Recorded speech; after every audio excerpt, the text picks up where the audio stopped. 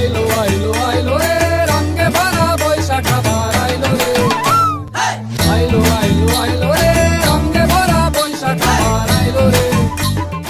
নববর্ষের অনেক অনেক শুভেচ্ছা সবাইকে। হ্যালো এভরিওয়ান, আসসালামু আলাইকুম and welcome back to my family group YouTube channel. আশা করছি আপনারা অনেক ভালো আছেন। আমি আলহামদুলিল্লাহ অনেক ভালো আছি। দীর্ঘদিন পরে নিয়ে আসলাম ছোট একটা ব্লগ। সো দিনটা ছিল হচ্ছে নববর্ষের দিন, মানে 14 এপ্রিল। তো ওই দিন আমি আলাদা কিছু প্ল্যান করেছিলাম, বাট অন্য কিছুই হয়ে যায়। নানুর বাসায় থাকার কারণে ওই দিনে আমাদের একটু দাওয়াত পড়ে যায়। তো ওই দাওয়াতটা যেহেতু একটু গ্রামীণ পরিবেশে ছিল, তাই আমরা আর মানা করিনি। আর এখানে যাওয়ার জন্য আমরা একটু এক্সাইটেড ছিলাম, তাই সকাল সকাল রেডি হয়ে বেরিয়ে পড়লাম প্রায় 10টা-11টার দিকে। দাওয়াতটা হচ্ছে আমার মামুনির মামার বাসায়। তো এই অঞ্চলটা সম্পূর্ণ গ্রামীণ ছিল, দেখতে আমার খুব ভালো লাগতেছিল। একদম চুপচাপ শান্ত একটা পরিবেশ। তো 11টার দিকে বা 12টার দিকে আমরা ওদের বাসায় পৌঁছে গেলাম। যেহেতু আজ ছিল নববর্ষ, তো আজকের এই নববর্ষের এটা হচ্ছে আমার লুক। তো কমেন্টে জানাও যে দেখতে আমাকে কেমন লাগতেছে। তারপর আমাদের সার্ভ করা হলো ঠান্ডা ঠান্ডা শরবত। তো ওইখানে আমরা সব কাজিনসরা মিলে গল্প গুজব করতেছিলাম। তো এখানকার গল্প চলতে থাকুক, তোমরা একটা লাইক আর কমেন্ট করে দাও। আর ফার্স্ট কমেন্টে আমাদের পেজের লিঙ্কগুলো থাকবে, তোমরা অবশ্যই পেজগুলো ফলো করে দেবে। তো গল্প করতে করতে টাইম হয়ে যায় দুপুরের খাওয়া দাওয়ার। তো প্রায় 1টা-1:30টার দিকে আমরা খেতে বসে পড়ি। তো এখানে নানান আইটেম ছিল।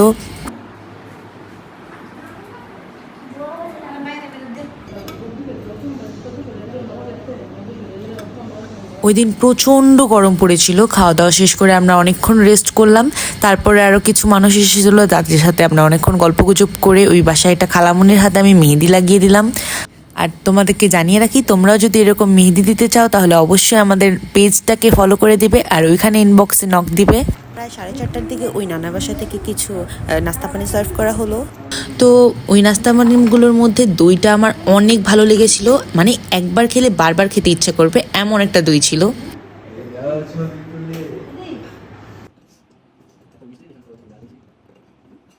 অনেক গল্পগুজব আর অনেক চা নাস্তার মাঝখান দিয়ে ওই দিন সন্ধ্যা নেমে এলো। তো সন্ধ্যার একটু আগে আগে আমরা ওই বাড়ি থেকে বিদায় নিয়ে নিলাম।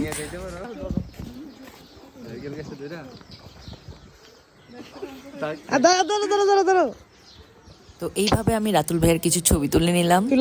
তারপর রাস্তায় চলে গেলাম একটা অটো খোঁজার উদ্দেশ্যে। ওইখানে আমাদের কিছুক্ষণ দাঁড়িয়ে থাকার পর আমরা একটা অটো পাই। যেহেতু এটা একদমই গ্রামীণ পরিবেশ ছিল, এখানে অ্যাভেলেবেল অটো ছিল না, তো আমাদের কিছুক্ষণ দাঁড়িয়ে থাকতে হয়।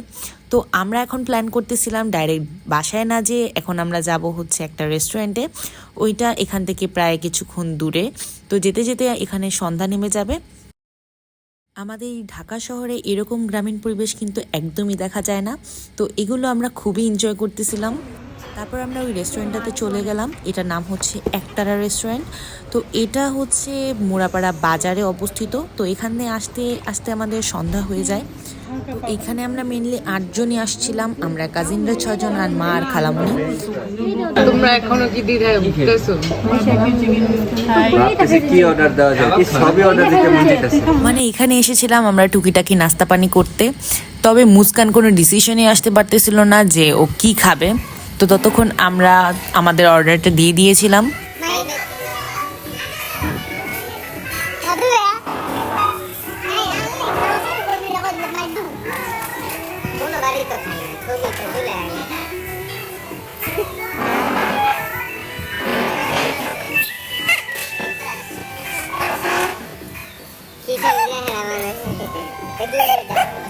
তো হাসাহাসি করতে করতে আমাদের খাবার চলে আসে। তো মামুনি আর খালামুনি অর্ডার করেছিল হচ্ছে নুডলস, মানে চাউমিনটা। এটার প্রাইস পড়েছিল প্রায় 450 টাকার মতন। আর আমার ভাইয়েরা অর্ডার করেছিল হচ্ছে শর্মা।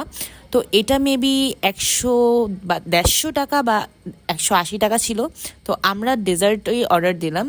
এগুলো অ্যারাউন্ড 200 টাকার মতনই ছিল। অ্যান্ড সবগুলো খাবারই আমাদের কাছে মোটামুটি লেগেছে, মানে বেশি একটা ভালোও না আবার বেশি খারাপও না। খাওয়া দাওয়া শেষ করে রেস্টুরেন্ট থেকে নেমে এসে দেখি যে সন্ধ্যা নেমে রাত গড়িয়ে এসেছে, প্রায় 8টার কাছাকাছি। তো তখন আমরা বাসার জন্য রওনা দিয়ে দিই, মানে নানুর বাসায়। যেতে যেতে হাতে আরেকটা করে আইসক্রিম নিয়ে নিলাম। বাসায় এসে রেস্ট নেওয়ার পর প্রায় 1-2 ঘন্টা পরে 9:30 কিংবা 10টার দিকে আমরা যাই মেলায়। মেলাটা হচ্ছে আমাদের নানু বাসার একদম কাছে ছিল, একদম পাশে, মানে গাজী সেতুর উপরেই মেলাটা করা হয়েছে। অ্যান্ড আমরা রাতের বেলা ওইখানে যাই অ্যান্ড অনেক এনজয় করি, অনেক রাইডে উঠি। অ্যান্ড অফকোর্স এটা নববর্ষেরই মেলা ছিল। সারাদিনে আমরা অনেক টায়ার্ড ছিলাম, অনেক অনেক জায়গায় গিয়েছি অ্যান্ড অনেক ফান করেছি। দ্যাটস ওয়াই আমরা অনেক টায়ার্ড ছিলাম। তো মেলা থেকে বাসায় যে জাস্ট আমরা ঘুমাই গেছিলাম আর ব্লগ কন্টিনিউ করি নাই।